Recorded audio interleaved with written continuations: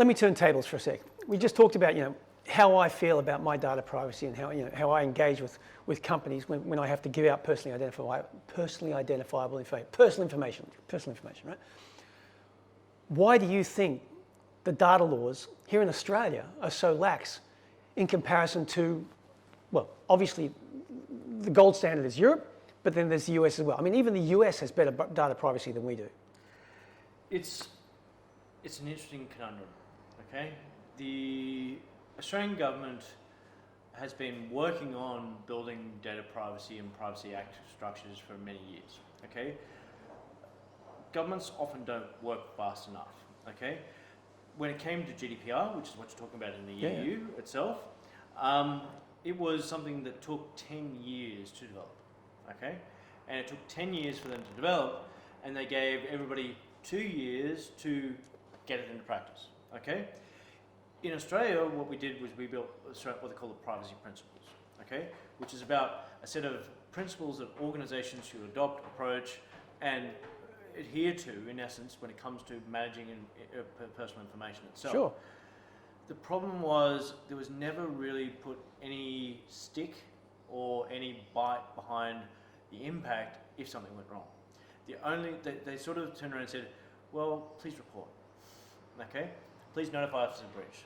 And then we're going to tell you what you should be doing after that one from there to notify the customers of a breach, okay?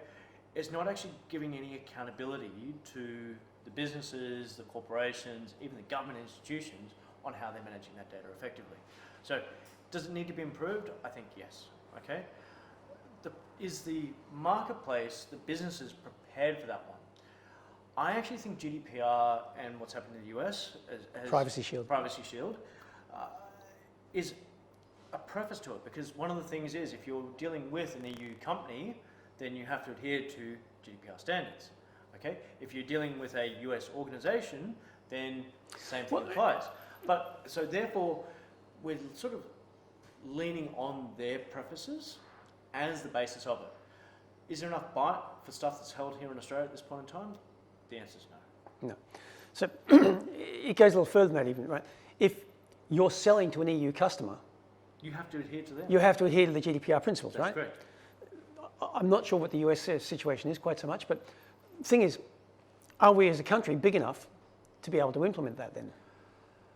The answer is we have the capability and we actually have a lot of the infrastructure to be able to do that type of stuff from an ICT cybersecurity standpoint perspective. The same vendors, technologies and systems that are available in the US and the EU do reside here in Australia as well. The problem is I think we don't have enough professionals who actually know what they're talking about in that area, okay? There's a lot of people who say they can do it. Like One of my biggest problems has always been is finding good cybersecurity professionals, okay? They think about a point solution or a point component to a solution. They don't think about the overarching interdependencies between those technology sets. And so finding someone who can map all those bits and pieces out together is really difficult to be able to do it. It takes me months to find good people to be able to do it. You're one of them. So that's sort of why I find it really difficult to be able to turn around and answer the question, because I don't think there's enough professionals in the marketplace who know enough about this area. Okay, so we know there's a shortage of skills. Yeah. Right? But even with the shortage of skills, do we think there's enough stick as opposed to carrot on the corporations with respect to taking care of this?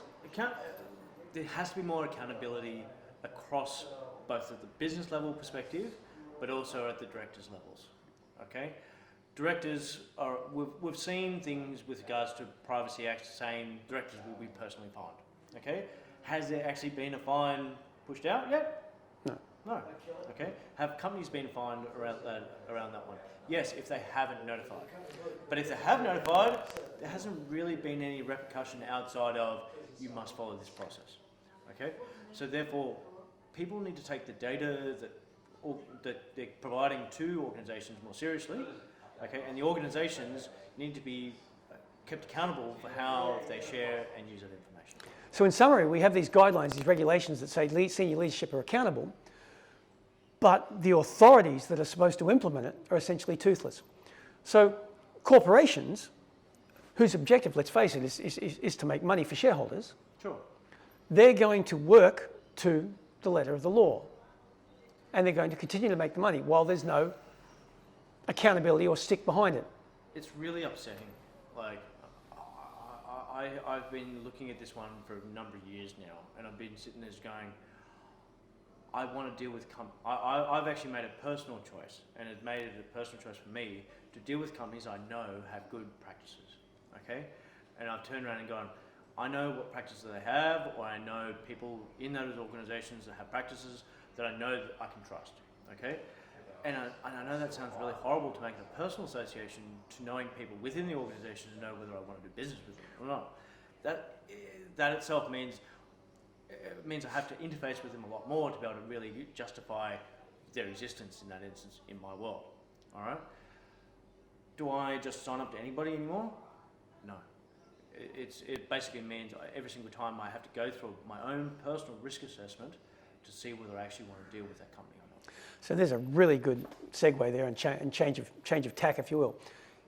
If you and I, who are in privileged positions to an extent, to be able to pick and choose who we work with, have to think about who we work with, then what is your average Joe on the street, your average manager, your average board member who may not have such a broad and wide network, what does he do to go about figuring out who he's going to work with and keep his company safe, right? And that's a really difficult thing, okay? And this comes back down to my conversation with regards to good professionals in the marketplace. There aren't very good professionals in the marketplace who understand risk and overarching enterprise risk, whether at a cybersecurity level, okay? I've interviewed thousands of people, all say they're network architects or security architects or whatever it may be from there. And when I ask them about what's your risk posture, okay? How do you determine things in that instance? They all turn around and say, I lean forward slightly. yeah, all right.